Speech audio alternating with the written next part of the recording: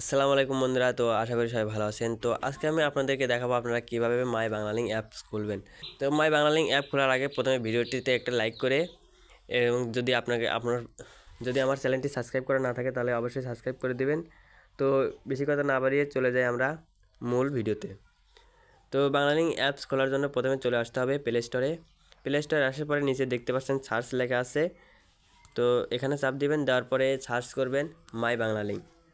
তো মাই বাংলালিংক যেহেতু আমার যেখানে দেখা পাচ্ছেন মাই বাংলালিংক সার্চ দেওয়াই আছে। তো আমার যেহেতু মাই বাংলালিংক সার্চ দেওয়ার পরে এই অ্যাপসটি চলে আসবে।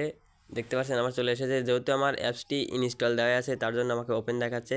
তো আপনার যদি মাই বাংলালিংক অ্যাপসটি ইনস্টল না দেওয়া থাকে তাহলে অবশ্যই আপনি অ্যাপসটি ইনস্টল করে নেবেন। তো অ্যাপসটি ইনস্টল করা হয়ে গেলে এখানে ওপেন দেখতে পারবেন। তো ওপেনে চাপ দিবেন। ওপেনে চাপ দেওয়ার পরে অ্যালাউ চাইলে অ্যালাউ দিয়ে দেবেন। তো এখানে দেখতে পাচ্ছেন যে বাংলালিংক ইউজার, তো বাংলালিংক ইউজার পর চাপ দিয়ে দেবেন। এখানে দেখতে পাচ্ছেন নাম্বার শো করতেছে। তো এখানে আপনার বাংলালিংক সিমের নাম্বারটি দিয়ে দেবেন। তো আমি আমার নাম্বারটা দিয়ে দিচ্ছি। তো আমি আমার নাম্বারটি দিয়ে দিচ্ছি, আপনারা আপনাদের নাম্বারটি দিয়ে দেবেন। তারপরে এখানে গেট ওটিপির উপরে একটাই ক্লিক করবেন। এখানে আপনার ওই সিমে 6 সংখ্যার একটি ওটিপি চলে যাবে। তো একটু ওয়েট করি।